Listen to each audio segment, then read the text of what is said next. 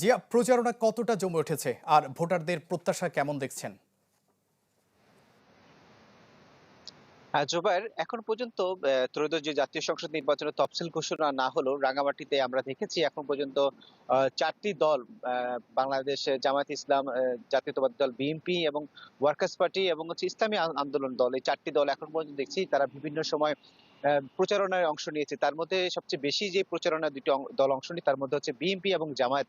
তারা বিভিন্ন সময়ে যে জেলার যে বিভিন্ন বাজারগুলোতে আছে, বিশেষ করে বাজারগুলোকে টার্গেট করে সেই বাজারগুলোতে যেহেতু দূর দূরান্ত থেকে বিভিন্ন ভোটাররা আসলে সেখানে উপস্থিত হয়, বাজার করতে আসে, তাদেরকে মূল টার্গেট করে আসলে তারা প্রচারণাটি চালিয়ে যাচ্ছেন। তারা লিফলেট বিতরণ করছেন, তারা তাদের যে প্রতীক এবং তাদের প্রতিশ্রুতি সেটি তারা নিয়মিতই আসলে প্রচারণা করে যাচ্ছেন।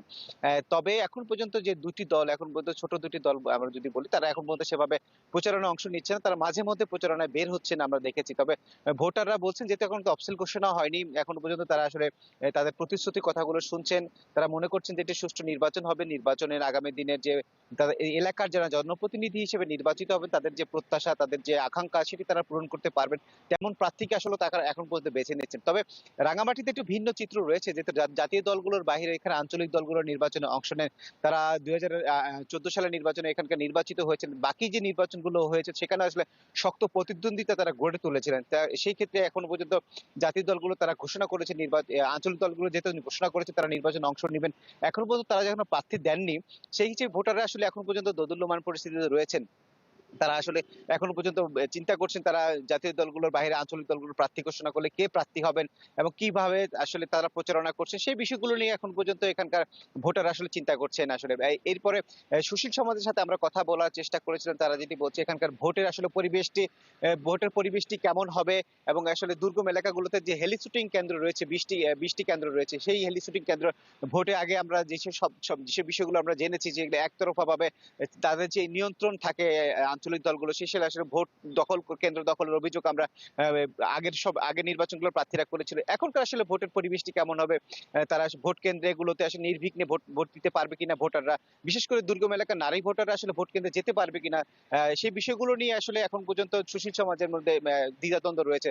তারা প্রত্যাশা করছেন যে নতুন যে প্রশাসন আসলে রদবদল হয়েছে, নতুন প্রশাসনের কাছে বড় চ্যালেঞ্জ হয়ে যাবে ভোট কেন্দ্রে ভোটারদেরকে নিয়ে আসা, দুর্গম এলাকার নারী ভোটার বা পুরুষ ভোটারদেরকে নিয়ে আসাটা বড় চ্যালেঞ্জ মনে করছেন। বিশেষ করে দুর্গম এলাকায় ভোট কেন্দ্রগুলোতে ভোট ডাকাতির যে ঘটনা বা ভোট কেন্দ্রে যে ভোটের যে ভোটাররা না দিলেও আসলে ভোট শতভাগ হয়ে যাচ্ছে, সেই বিষয়গুলো সুশীল সমাজ মনে করছে যে এখনকার যে প্রশাসন তাদের কাছে সবচেয়ে বড় চ্যালেঞ্জ হয়ে যাবে। প্রার্থীরা মনে করছেন যে ভোটের সুষ্ঠু পরিবেশ বজায় থাকবে, সব ভোটাররা আসলে নির্বিঘ্নে ভোট দিতে পারবেন, কোনো ভোট কেন্দ্রে আসলে ভোট ডাকাতি হবে না, সেটি আসলে তারা মনে করছেন এবং আশা করছেন সুষ্ঠু একটি নির্বাচন হবে, যেখানে আসলে তারা আগামী দিনের জনপ্রতিনিধি নির্বাচন করতে পারবেন যে যারা এই এলাকায় উন্নয়নের জন্য কাজ করবেন তা মনে করছেন।